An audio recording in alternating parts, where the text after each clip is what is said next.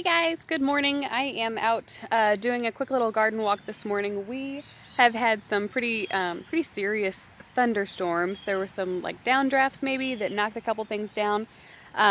June 20th, I think, June 19th, June 20th. So I wanted to give you a quick overview of what's going on in the garden, what's going to seed, what's flowering, what's fruiting, all that type of thing. And we'll just kind of actually do the whole thing today because I don't have kids to distract me. But I've got some sugar snaps here, and I am letting these guys go to seed. I'm going to replant sugar snaps in the fall, and in order to do that, you have to let these pods just dry out completely. As you can see, this plant is looking really crispy. That's totally fine because in the end, all of the pods that I've left on here are just going to get huge and bulbous and inedible, and then there'll be great seeds here for the fall. I've also got some beans coming up here that are in various states of fruiting and flowering. Looking good there. Oxheart carrots, if you saw my videos from the greenhouse really early this spring, this is a variety of carrot that's going to get pretty huge. It's a short and stubby one, but huge, and they take forever. So they started in the greenhouse, I think in like April-ish, and they should take a good solid 4 to 4.5 months. They take a long time. This whole bed I have replanted with green beans. I'm succession sowing these, so I've got like one clump here. You can see some over here are just sprouting. That way I have successive green beans throughout the summer. These are all bush variety beans. In fact, the only variety that's not a bush variety is on one of my trellises, and it's a test variety. It's not one that we've ever grown before. So all of my bush variety beans are determinate. They set pretty much all of their fruit at the same time. You harvest them, and then you might get some beans trickling here and there, but they don't last very long. They don't produce for very long. So you want to make sure that you have successive sowings or successive plantings throughout the season. That way you have beans for as long as you want them. And in our case, we'll be doing some preserving of the beans. We want to have a big crop all at the same time. That way we can preserve them quickly. So I've got a couple different plantings there. Got 3 big okra, hoping that those will grow really nice this fall.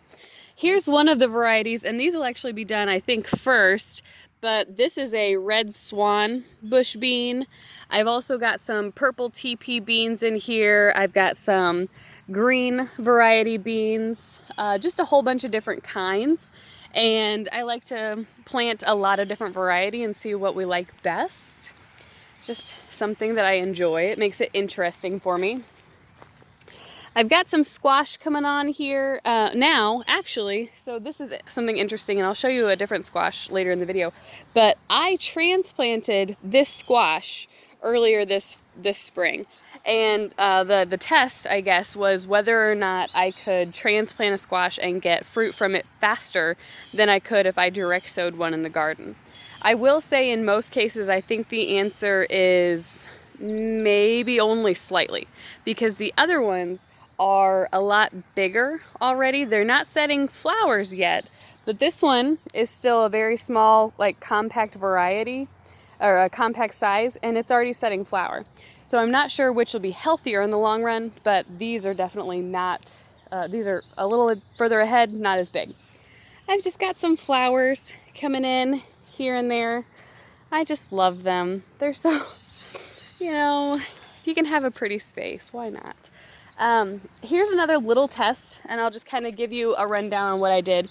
These are patio variety tomatoes. I've got a really nice borage in there. I've got some calendula, some flowers in here for pollinators, but these are all 4 patio variety tomatoes that I saved seeds from last year. Now, the patio tomato plant is a hybrid variety.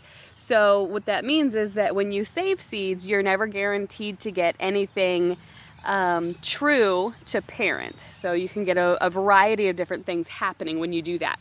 In this pot, or in this planter, I've got 8 different plants, all saved from the same tomato seeds, And I've got a whole combination of different stuff going on. This is why this stuff is so interesting, and saving seeds is always a gamble. But this tiny little dwarfy plant right here, it's actually the smallest plant, and it has like the biggest fruit on it. I think it's trying to grow some full-size fruit, and I'm just so interested to see what's gonna happen there. Some of them are like Campari size, and then over here you see this huge bush. It's the largest plant, and it's growing like little baby nubby tomatoes. So that's just really cool and kind of fun. I've got a giant sunflower here that actually got knocked over. I got it staked up, but you can see the bloom on it is just getting ready to open. It's got little sunflowers down the stalk. This is another radish that I had going to seed. And I think I showed you guys earlier in the year, like I have a bunch of different radishes. This is a French breakfast radish. Look how big that thing is. That thing is a monster. It's gonna be huge. And I'm gonna hopefully collect seeds from that because that's actually my favorite variety of radish to eat fresh. I just cleaned out all of the broccoli and really all of these brassicas. There were brassicas in all 3 of these beds. And replanted here with more bush beans, except in the front box. So a lot of bush beans will be coming in hopefully all at the same time. I have been starting to pull carrots. You can see I'm starting really from this side and moving my way that direction. That side got less light because the broccoli got so big really fast. This is a weed. But if you look down in here, I think the yellow carrots are easier to see. You can see that the tops of them are knocking. They're coming up, starting to push out of the ground. That's usually what happens when they get really close to mature. Over here, my garlic is really dying back. Now, it shouldn't be ready until, middle of July, and that's totally fine, but it is starting to die back. I've got some nice sized kohlrabi in there. Those will be ready for harvesting pretty soon. I'll probably pull a bulb or 2 at a time. And the reason why, so kohlrabi is a brassica family plant. You can see it does have some cabbage moth damage on it because the cabbage moths are laying eggs. But I've actually left these plants in here intentionally for exactly this reason. What I'm doing here, this is cabbage leaf greens. So in the same family, but a slightly different variety. It's a variety of cabbage that produces a leaf, not a head. And cabbage moths actually prefer this particular variety, which is why I planted it. We were gonna do some collard green type of stuff. Left them in here as a trap crop. So, and you can actually see it if you have multiple plantings of the same family of plants in your garden, and your pests will attack the ones that they like the best first. So the reason why these are still here, and as you can tell, just looking absolutely ragged, that there's like hardly even anything left of that one. The reason why I left them in here is because the cabbage moths are gonna go for the cabbage leaves before they will go for my kohlrabis. So the kohlrabi will have a chance to come to full maturity. I'm sacrificing these guys, but it doesn't really matter because when they get really full of a bunch of worms, I'm just gonna pull them out, throw them to my chickens, and hopefully interrupt that lifestyle cycle for the cabbage moths. And kind of achieve multiple goals. So that is why these guys are still in here, and trap cropping is super effective if you know what variety of plant that your pests like the best. So if you can do that, separate it, have a sacrificial planting, super effective. Over here, I've got some more beans. Now these are those homesteader shelling beans, and I am letting these guys go to seed here. So again, they are going to get huge and have a great big seed bulbs on them. The plants will die out completely. The plants will be just crispy and dry, and that'll be fine. Got an onion blooming. That's pretty exciting. Oh, what is that?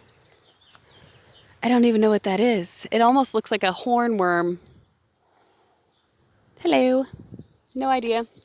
Anyway, I have a really cool book of insects that a friend gave me, And I reference it sometimes when I'm like, oh, what is this? Like, that's cool. Let's figure out what that guy does.